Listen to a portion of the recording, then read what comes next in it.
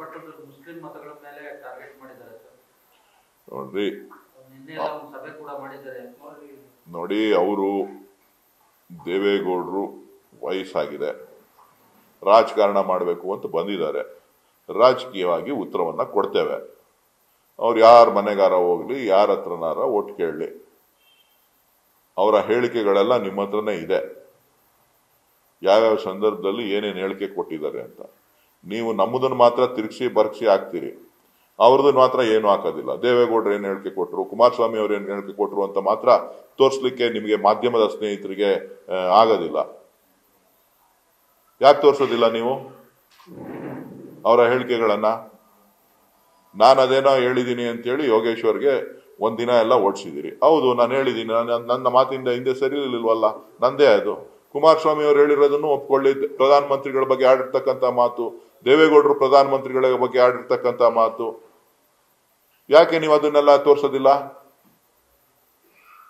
ನಿಮ್ಮನ್ನೇ ಪ್ರಶ್ನೆ ಮಾಡಬೇಕಾದಂತ ಪರಿಸ್ಥಿತಿ ಇವತ್ತು ನಮಗೆ ಉದ್ಭವ ಆಗ್ತಾ ಇದೆ.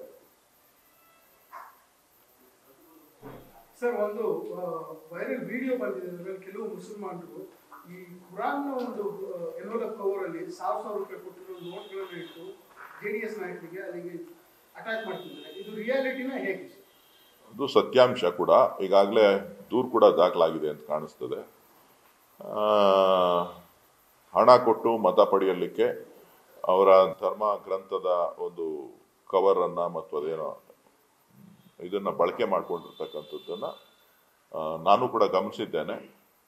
ಸೊ ಈಗಾಗಲೇ ಹೇಳಿದೀವಿ ನಾವು, ಕುಮಾರಸ್ವಾಮಿ ಅವರು ಯಾವ ರೀತಿ ವಿಧಾನಸಭೆನಲ್ಲಿ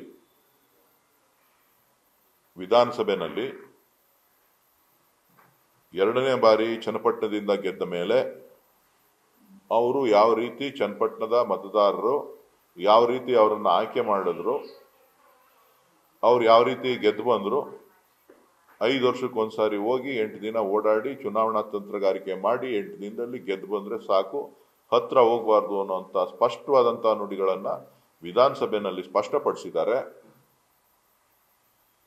ಅದನ್ನ ದಯವಿಟ್ಟು ಈ ರಾಜ್ಯದ ಜನರಿಗೆ ತೋರಿಸಿ.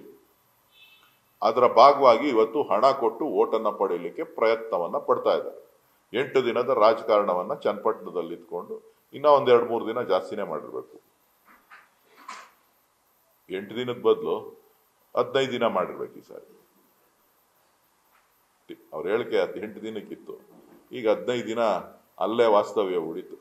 ಕುಮಾರಸ್ವಾಮಿ ಅವರು ವಾಸ್ತವ್ಯ ಹೂಡಿದ್ದಾರೆ, HD ದೇವೇಗೌಡರು ವಾಸ್ತವ್ಯ ಹೂಡ್ಕೊಂಡಿದ್ದಾರೆ. ರಾಜಕೀಯವಾಗಿ ಅವರ ಮೊಮ್ಮಗನನ್ನ ಉಳಿಸ್ಕೊಳ್ಳಿಕ್ಕೆ ಪ್ರಯತ್ನ ಮಾಡ್ತಾ ಇರೋದನ್ನ, ಮಗನ ಉಳಿಸ್ಕೊಳ್ಳಿಕ್ಕೆ ಪ್ರಯತ್ನ ಮಾಡ್ತಾ ಇರೋದು ತಪ್ಪು ಅಂತ ನಾವು ಹೇಳೋದಿಲ್ಲ. ನ್ಯೂಸ್ ಫಸ್ಟ್, ನಿರ್ಭೀತಿಯಿಂದ ನಿಮ್ಮ ಪರವಾಗಿ.